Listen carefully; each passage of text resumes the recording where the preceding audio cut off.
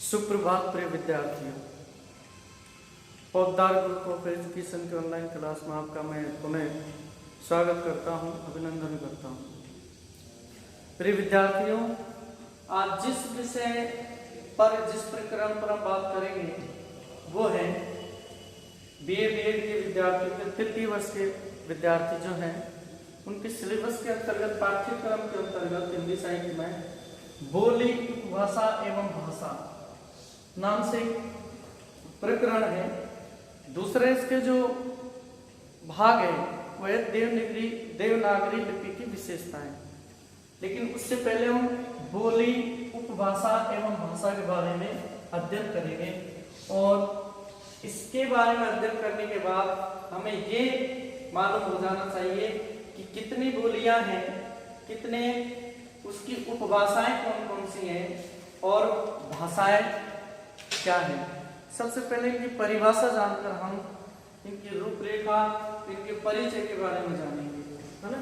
परिभाषा पहले हम ये देखेंगे कि अक्सर ये होता है हिंदी साहित्य में, हमारी भाषाओं में, कि बोली, उपभाषा और भाषा, इन तीनों शब्दों में अंतर क्या है। किसको हम बोली कहते हैं, किसको हम उपभाषा कहते हैं, भाषा की संज्ञा किसको दी जाती है, इसको पहले हम स्पष्ट रूप से इस पर प्रकाश डालकर इसे हम समझ लेते हैं। तो प्रिय विद्यार्थियों, सबसे पहले देखें बोली क्या है। बोली बोली बोली का मतलब होता है किसी छोटे क्षेत्र में या ऐसा क्षेत्र जो ग्रामीण भी हो सकता है, शहरी भी हो सकता है, शहर से बिल्कुल अलग थलग भी हो सकता है, या कोई प्रायद्वीप हो सकता है। ऐसा भूभाग जहाँ पर एक जनजाति या कोई जाति विशेष जहाँ निवास करती है, वो उसकी अपनी बोली हो, है ना। तो एक ऐसा छोटा क्षेत्र जहाँ पर लोग आपस में अपने संपर्क का जो माध्यम है, जिस बोली से, जिस भाषा से वो अपना संपर्क साधते हैं, संपर्क बनाते हैं, उस छोटे विशेष क्षेत्र में, है ना, तो वो बोली होती है।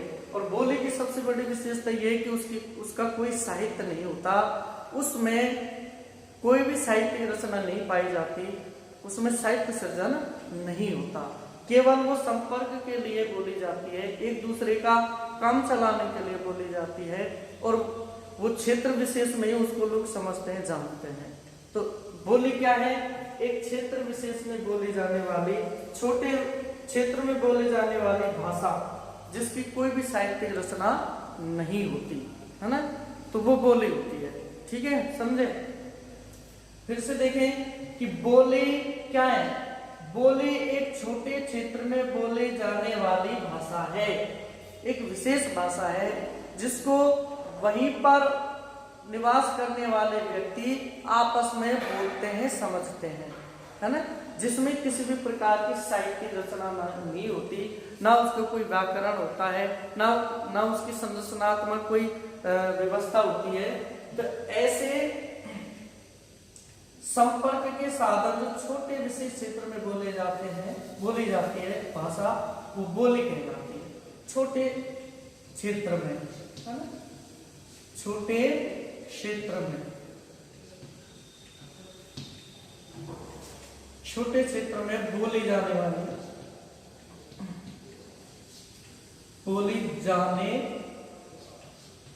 वाली भाषा, ठीक है।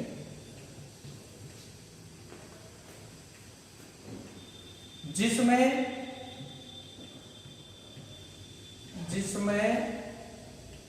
कोई साहित्यिक रचना नहीं होती, साहित्यिक रचना नहीं होती, वो होती है बोली। ठीक है ना। तो क्या समझे, छोटे क्षेत्र में बोली जाने वाली भाषा, जिसमें कोई भी किसी भी प्रकार की साहित्यिक रचना हमको नहीं मिलती, ठीक है ना, वो बोली होती है। इसके बाद आते हैं उपभाषा पर। दूसरा हम समझते हैं उपभाषा क्या है। ये बोली से ज्यादा विस्तृत और ज्यादा क्षेत्र में बोली जाने वाली एक भाषा है। इसका थोड़ा सा जो क्षेत्र है वो विस्तृत हो जाता है, और इसमें दूसरी बात जो खास बात है ध्यान देने की वो ये है कि इसमें साहित्यिक रचनाएं मिलती है ना। तो कहने का मतलब है कि जिस बोली में साहित्यिक रचना होने लगे और उसका क्षेत्रीय विकास भी होने लगे, जिस बोली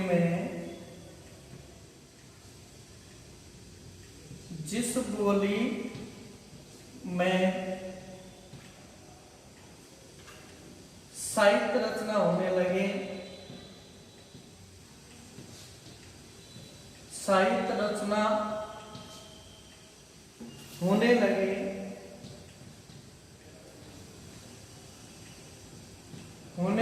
तथा क्षेत्रीय विस्तार तथा उसका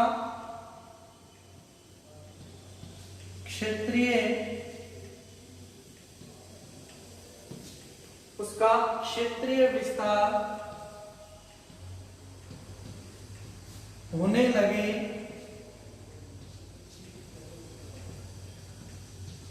तो वो क्या है? उपभाषा। क्या है वो? उपभाषा। यानी कहने का मतलब ये है कि जिस बोली में ऐसी बोली जिसमें साहित्यिक रचना होने लगे, जिसमें साहित्य लिखा गया हो, जिस बोली के कई कवि प्रसिद्ध कवि हुए हैं और जिसमें वो अपने एक विस्तृत क्षेत्र विशेष में बोली जाने वाली भाषा में एक साहित्यिक रचना, यानी जिसमें काव्य लिखा गया हो, साहित्य सृजन किया गया हो और उसका क्षेत्रीय विस्तार होने लगे, ऐसी बोली जिसका बहुत लंबा चौड़ा क्षेत्र हो, जिस क्षेत्र में वो बोली जाती है, समझी जाती है, पढ़ी जाती है, लिखी जाती है और जिसमें साहित्यिक रचना होती हो, ऐसी बोली को हम क्या कहते हैं? उपभाषा। ध्यान रखें, उपभाषा, जिसका सीधा सा उदाहरण है ब्रज मैथिल, है ना, ब्रज भाषा। अब देखिए ब्रज भाषा का एक उदाहरण हम इस तरह देखते हैं कि जो ब्रज भाषा है वो एक क्षेत्र विशेष में बोली जाती थी। पहले क्षेत्र विशेष में बोली जाती, उसमें कोई साहित्यिक रचना नहीं थी, तब वो उसका जो दर्जा था वो बोली का था, सिर्फ बोली थी। जो वहां के निवासी, वहां के ब्रज में रहने वाले लोग आपस में बोलचाल की भाषा में इसको काम में लेते थे, संपर्क की भाषा थी उन लोगों की। लेकिन धीरे धीरे क्या हुआ? भक्ति काल में अनेक संत कवि हुए जिन्होंने इस भाषा को अंगीकृत किया और इसमें साहित्यिक रचना लिख डाली, है ना। तो ब्रज में इतना समृद्धशाली साहित्य लिखा गया, इतने सारे कवि हुए हैं, इतने सारे संत कवि हुए हैं, तो ब्रज में इतना समृद्धशाली साहित्य लिखा गया, यानी ब्रज में बहुत बड़ा साहित्य लिखा गया। ब्रज में सवैया, कवित्त, छंद इतने सारे रचे गए कि सूरदास जी रसखान है, मीराबाई है, देव है, घनानंद है, पद्माकर है, ये भक्ति काल के अनेक कवि ऐसे हुए हैं जिन्होंने बड़े बड़े ग्रंथों की रचना और बड़ा महान साहित्य इस भाषा में लिखा। और ये भाषा बोली से उच्च होकर, बोली से ज्यादा परिनिष्ठित, सर्वमान होती हुई, परिनिष्ठ होती हुई ये उपभाषा का इसे दर्जा प्राप्त हो गया, क्योंकि उपभाषा का दर्जा उसी को प्राप्त होता है जिसमें विपुल साहित्य रचना देखने को मिलती है और जिसका क्षेत्रीय विस्तार बढ़ गया हो। अब केवल ब्रज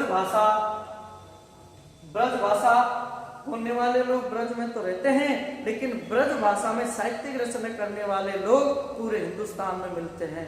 यानी इसका क्षेत्रीय विस्तार हुआ, इसकी संरचना का सृजनात्मक जो विधा है, इसका क्षेत्रीय विकास होने लगा, जिससे ये जो बोली है उपभाषा बनी। और उपभाषा बनने के बाद ये स्वतंत्र रूप से एक भाषा का रूप सामने लेकर हमारे सामने उपस्थित हुई, क्योंकि ये पूर्णतः भाषा का दर्जा प्राप्त कर चुकी है ब्रज भाषा, है ना।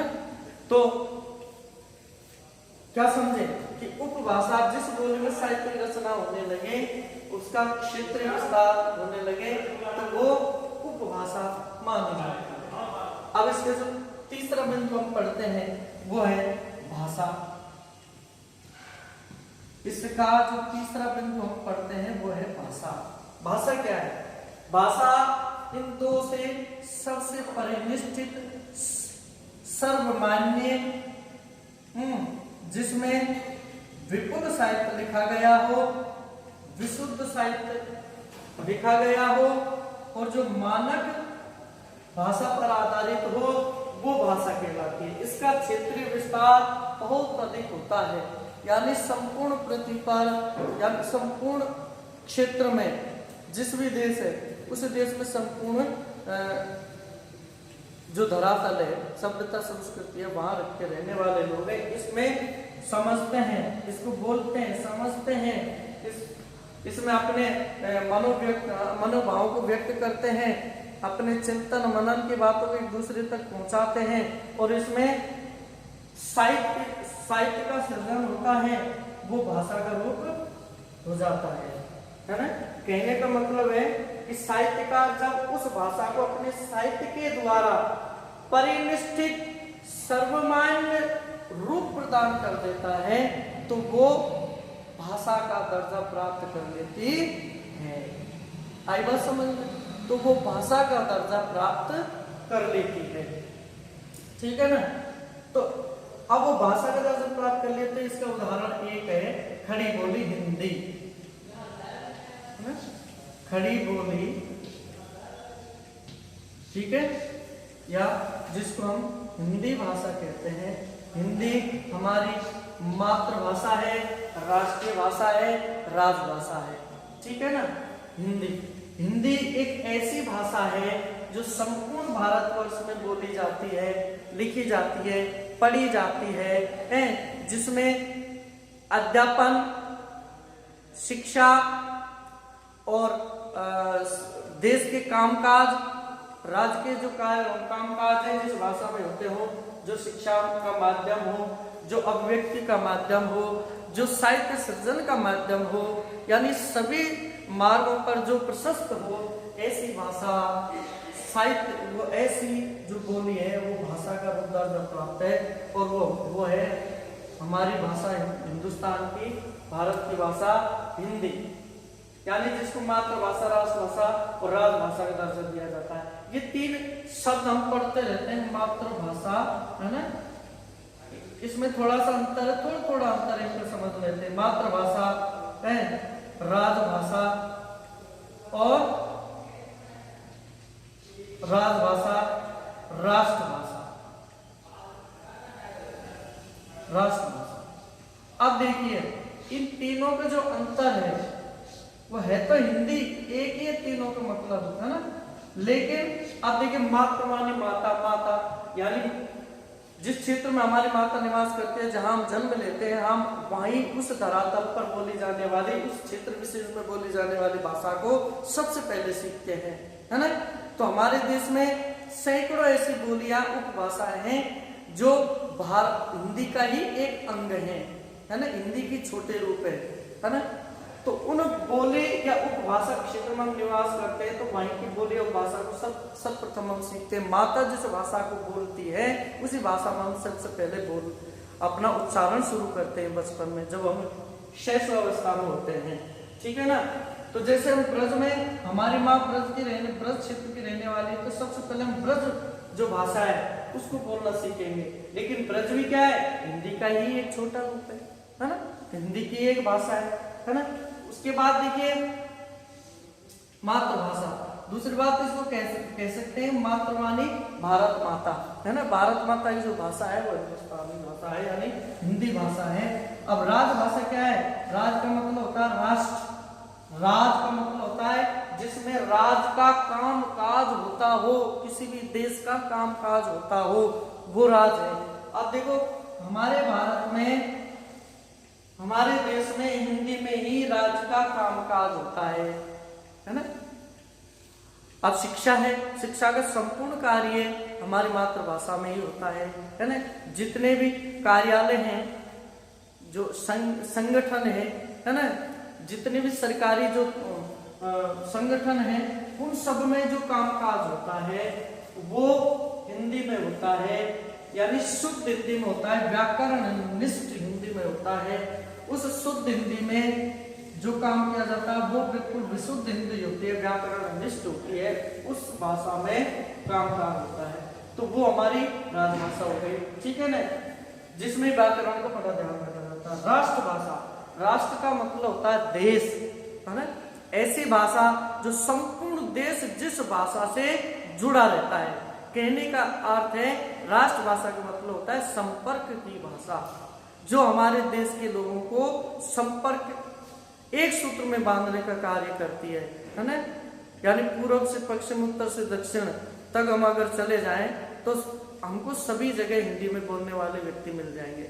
वैसे मुख्य रूप से 10 क्षेत्र ही हमारे देश में हिंदी क्षेत्र हैं, जो 10 क्षेत्र हैं जहां प्रमुख रूप से हिंदी को प्राथमिकता दी जाती है, हिंदी को पहली भाषा के रूप में देखा जाता है। कुछ ऐसे क्षेत्र भी हमारे देश में जहाँ हिंदी को द्वितीय भाषा के रूप में या तृतीय भाषा के रूप में देखा जाता है, जैसे नागालैंड है, कर्नाटक है, गोवा है मणिपुर है।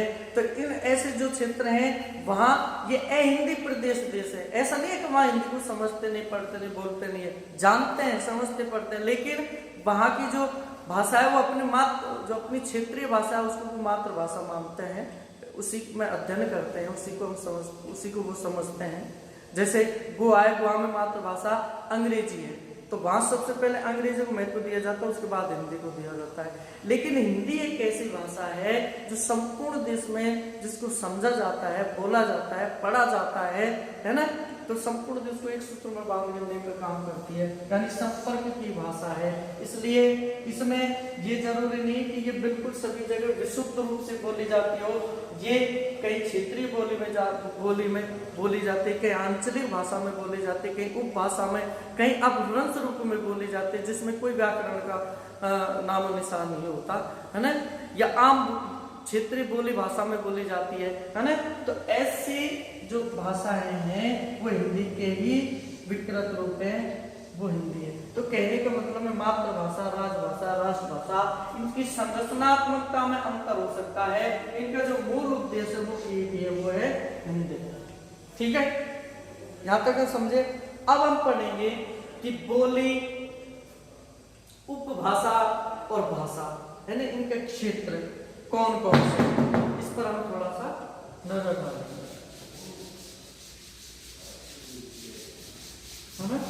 अब इसकी जो हम एक सारणी के माध्यम से इस पूरी विषय को हम समझते हैं कि कौन सी बोलियां हैं और जो उपभाषाएं इसके कितने क्षेत्र हैं, हमें ये देखना है। ठीक है ना। तो उपभाषा एवं बोलियां, हमारे जो बिंदु है वो है उपभाषा एवं बोलियां। अब एक बिंदु पे हमें ध्यान देना है। इसका मतलब ये है, हम क्या पढ़ रहे हैं, उपभाषाएं एवं बोलियां कौन कौन सी है ना।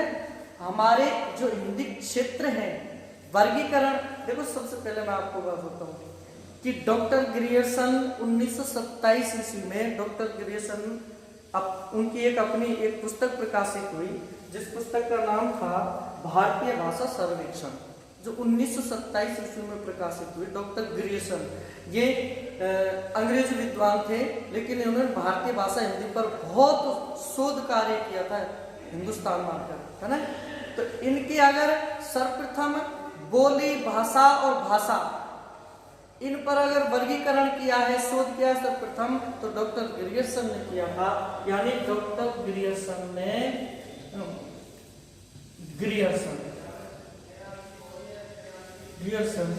ने 1927 ईस्वी में अपनी एक पुस्तक की भारतीय भाषा सर्वेक्षण, जिसका नाम था भारतीय भाषा सर्वेक्षण,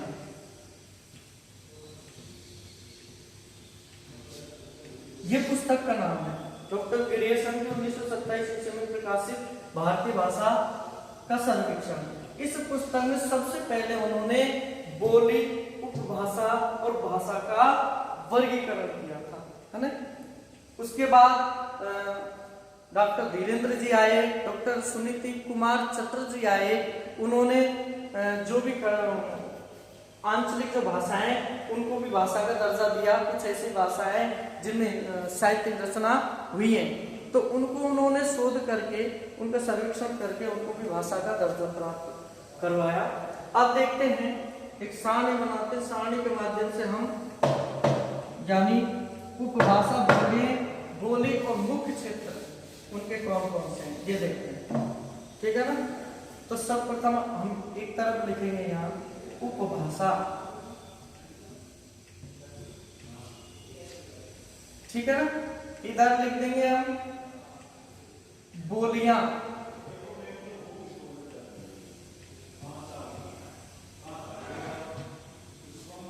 और इधर लिख देंगे मुख्य क्षेत्र,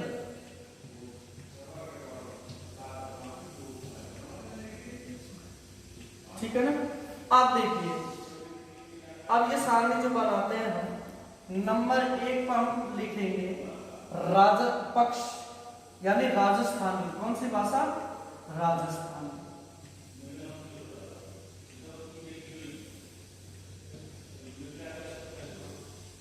राजस्थानी, ठीक है। अब राजस्थानी में कौन कौन सी बोली आती है?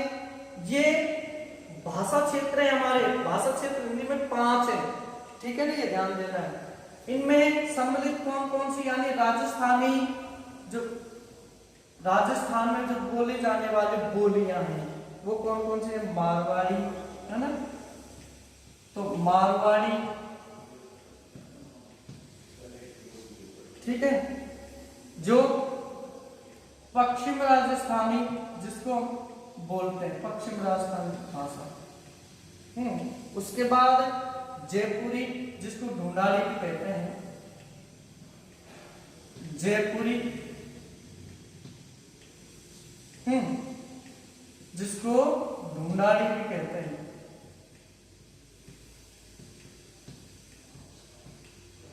उसके बाद मेवाती, पूर्वी राजस्थानी, मेवाती, मेवाती बोली बोली जाती है। और मालवी, दक्षिण उत्तर, ये उत्तरी राजस्थान की भाषा है, ठीक है ना। फिर है मालवी, ये मालवी, ये कौन सी है? ये दक्षिण राजस्थान की भाषा है, ये दक्षिणी राजस्थान भाषा है, ठीक है ना। इतनी बोलियां राजस्थान में बोली जाती हैं। मारवाड़ी पश्चिमी राजस्थान जिसको बोलते हैं, जयपुरी ढूंढाड़ी जिसको बोलते हैं पूर्वी राजस्थान में, मेवाती उत्तरी राजस्थान में बोली जाती है, मालवी दक्षिण राजस्थान में बोली जाती है, ठीक है ना। और इसका जो मुख्य क्षेत्र है वो है राजस्थान, यानी राजस्थानी भाषा का मुख्य जो क्षेत्र है वो क्या है? राजस्थान, ठीक है ना। आप देखिए, ये तो पहली भाषा हो गई। दूसरी भाषा के बारे में हम देखेंगे। दूसरी भाषा हो गई हमारी पश्चिमी हिंदी, पश्चिमी हिंदी, पश्चिमी हिंदी, ठीक है ना। अब पश्चिमी हिंदी में कौन कौन सी भाषा है वो देखेंगे हम। कौरवी, पश्चिमी हिंदी में कौरवी बोली जाती है। वहां जो पश्चिमी हिंदी से अंतर्गत कौरवी बोली जाती है ना, जिसको खड़ी बोली भी कहते हैं, खड़ी बोली, ठीक है। उसके बाद है बांगरू, बांगरू जिसको हरियाणवी भी बोलते हैं, हरियाणवी, हरियाणवी जिसको हरियाणवी भी बोलते हैं, ठीक है ना। उसके बाद है ब्रज भाषा, ब्रज भाषा ये बोली भी पश्चिमी हिंदी के अंतर्गत आती है। और कन्नौजी, कन्नौजी ठीक है ना, कन्नौजी। उसके बाद बुंदेली जो बुंदेलखंड में बोली जाती है। ये जो बोलियां हैं वो पश्चिमी हिंदी के अंतर्गत आती है और किस मुख्य क्षेत्र में बोली जाती है, हरियाणा और उत्तर प्रदेश में, हरियाणा और उत्तर प्रदेश में ये बोलियां बोली जाती हैं, ठीक है ना। दूसरी भाषा हो गई। अब हम तीसरी भाषा का बात करते हैं। तीसरी हमारी भाषा पूर्वी हिंदी।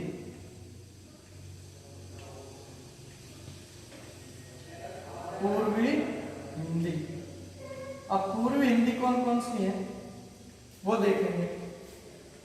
अवधी, बघेली, छत्तीसगढ़, तीन भाषाएं। अवधी, ठीक है ना, बघेली,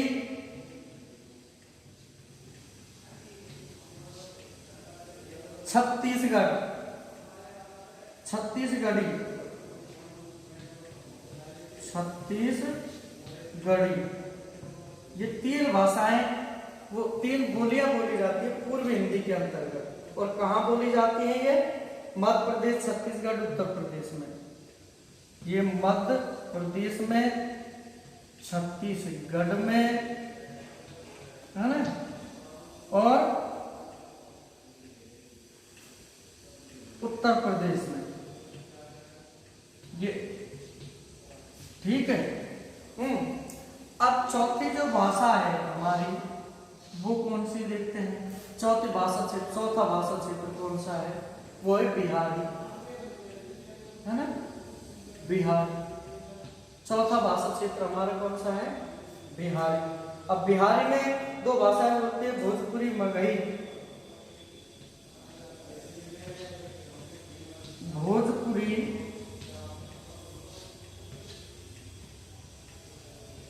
मगही, ठीक है।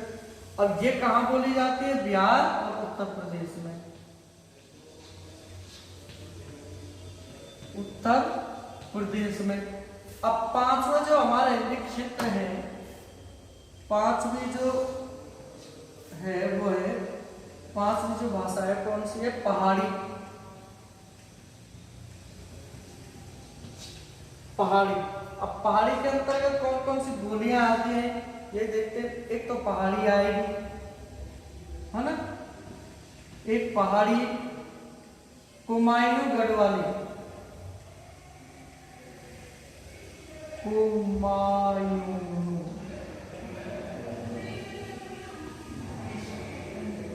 और एक है गढ़वाल, गढ़वाली, ठीक है ना। उत्तराखंड, हिमाचल प्रदेश, ये उत्तराखंड और हिमाचल प्रदेश में बोली जाती है, हिमाचल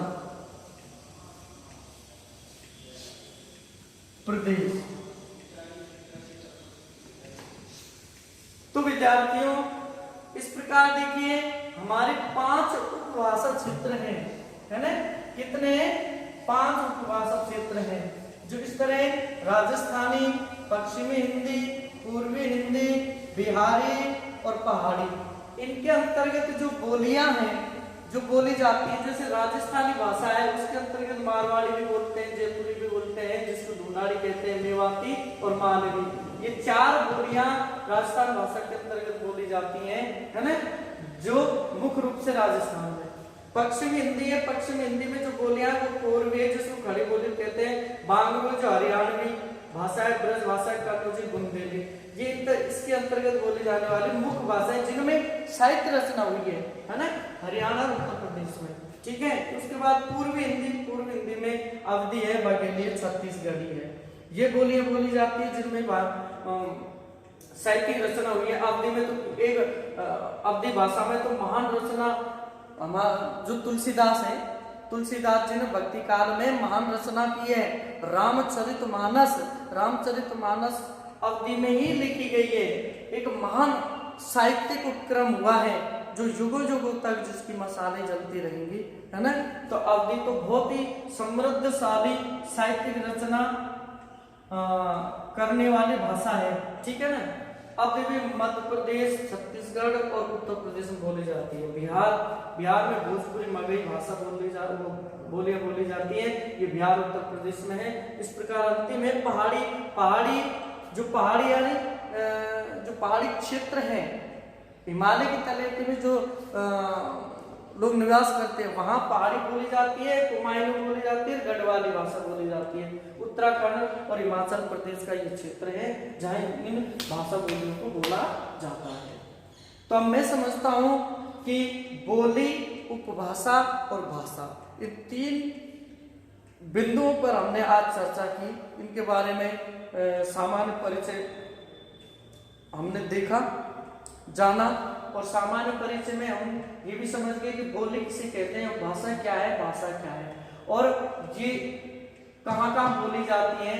और हमारे जो हिंदी के 5 उपभाषा क्षेत्र हैं वो ये हैं। हमें ये याद रखना है क्योंकि भविष्य में भी इनके बारे में हमें जानना बहुत जरूरी है हिंदी साहित्य के विद्यार्थियों को, क्योंकि ये आगे भी बहुत ज्यादा काम आने वाली चीज है।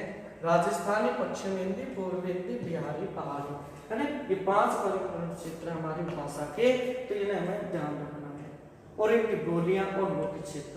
बस हमारा जो प्रकरण था वो आज मैं समझता हूँ पूर्ण हो गया और तुम्हारी समझ भी आ गया होगा, क्योंकि एक बार में समझ में नहीं आता, बार बार तुम इस वीडियो को देखोगे, समझोगे, तो ये टॉपिक पूर्ण रूप से आप समझ में आ जाएगा। और कल हम इसका जो गतांक है वो लेकर आएंगे, है ना। वो है देवनागरी लिपि की मुख्य विशेषताएं कौन कौन सी है ना, क्योंकि हमारी हिंदी जो भाषा है किस लिपि में लिखी गई है, देवनागरी लिपि में। ठीक है ना। तो देवनागरी लिपि की क्या क्या विशेषताएं हैं, इस पर कल हम आपको परिचय देंगे। ठीक है। आज धन्यवाद।